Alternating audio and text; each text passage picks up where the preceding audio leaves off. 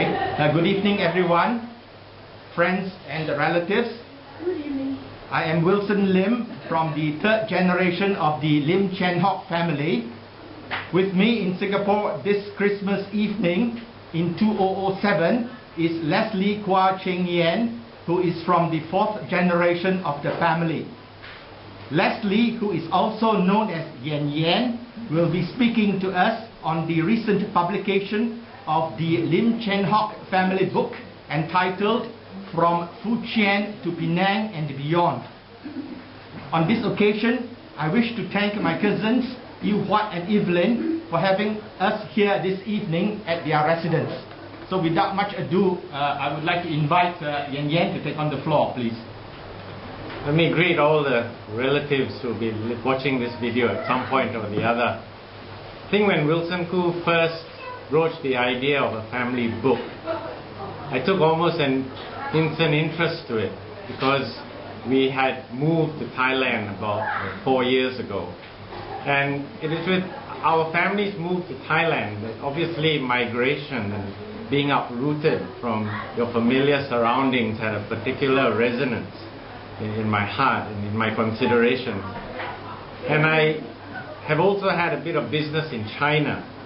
And so it's quite intriguing. One day in a hotel in China when I was standing at the registration desk and a Chinaman, I would say, came up beside me, put his passport on the table and abruptly went on the marble floor in a 5-star hotel. And musing on this incident, I thought, we have to be grateful that somewhere in the past our forebears took it upon themselves to leave their familiar surroundings because they wanted something better for future generations.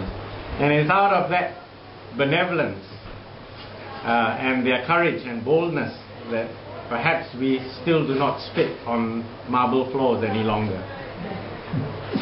But moving to Thailand has been an interesting experience because you often take your familiar surroundings for granted. And then all of a sudden you're displaced. But in today's world of jet travel, it is not such a daunting task. So if I thought back 200 years to where our forebears had to think about moving out of China, it was an all or nothing proposition in many ways. Because once they made that move, there was almost no coming back. And they had very little idea of what it is they were embarking upon. I have been doing business in Thailand for about 3 to 4 years, and today with travel you can go there and find out where you're going to stay, what you're going to do. But 200 years ago this wasn't an option. And so I think this book in many ways honors the courage of our ancestors. And everyone in this room and everyone that's portrayed in this book, we have a debt of gratitude to these people who've gone before us. And I think they made many sacrifices, they faced many challenges. I'm sure a lot of sweat and many tears must have been shed in those years, and we are the beneficiaries of all of those sacrifices. But there is a simple biblical truth, which is that without sacrifice there is no blessing.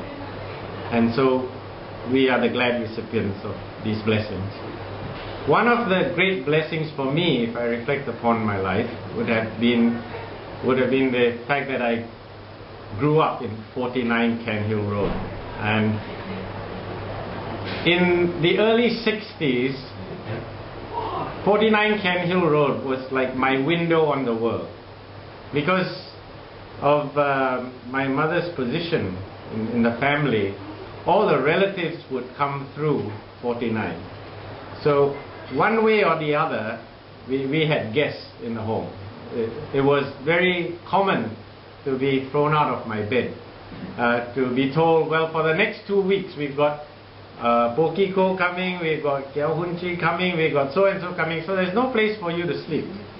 So you find a little corner somewhere out on the balcony and a little mattress and you'll be out there for 2 weeks. And no sooner had you got comfortable back in your room when Wilson Koo or Wachek Kong or somebody would be coming. But each time the uncles, the relatives would pass through, it was always quite fascinating because Singapore being the port. Now this was before air travel, so when people went to London or went to China, they actually left by the PSA. So I still have memories of going to the docks and boarding the ships and waving goodbye and having streamers thrown from the ships. An experience that my daughter will have no chance to encounter. So each time they passed through, they would come through with all of their stories.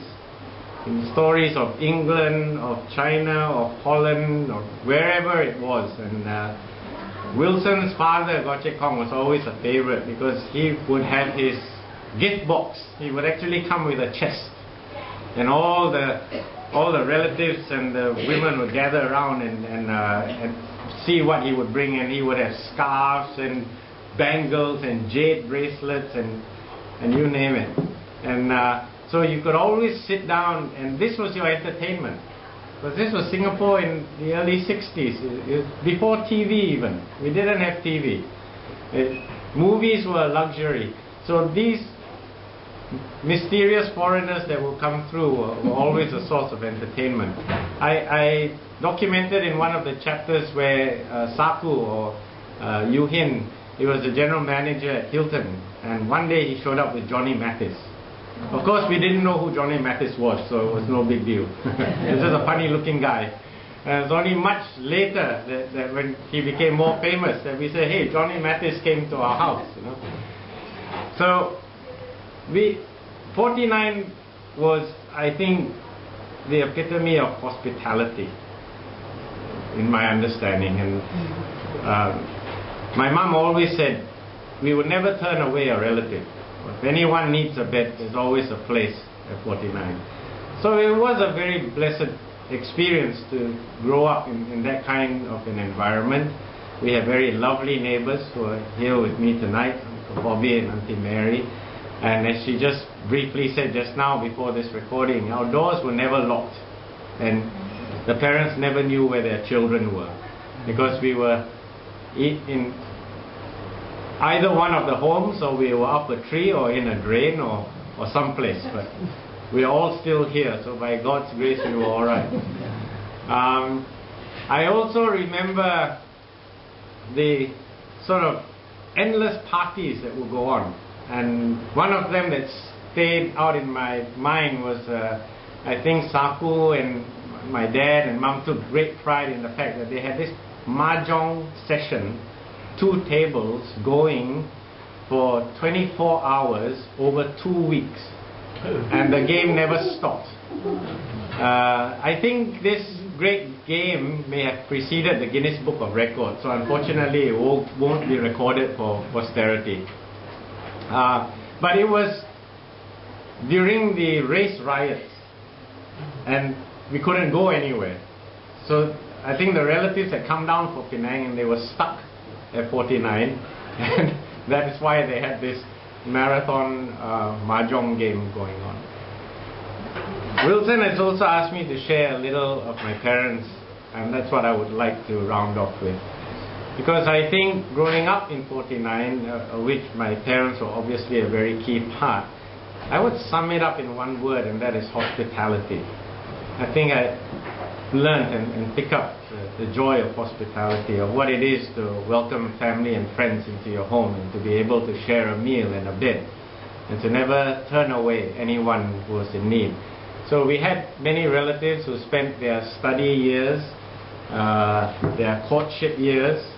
Wilson lived with us while he was courting Lisa, and it's by God's grace he got married, because I kept peeking at them while they were courting.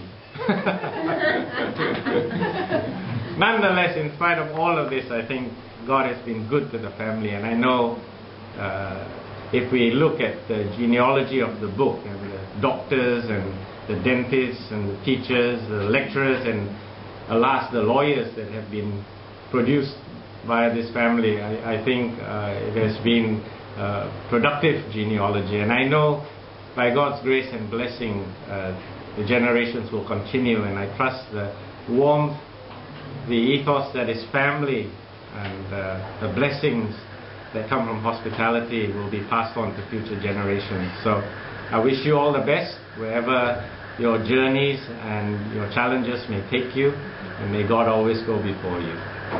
Okay, thank you very much, Ian.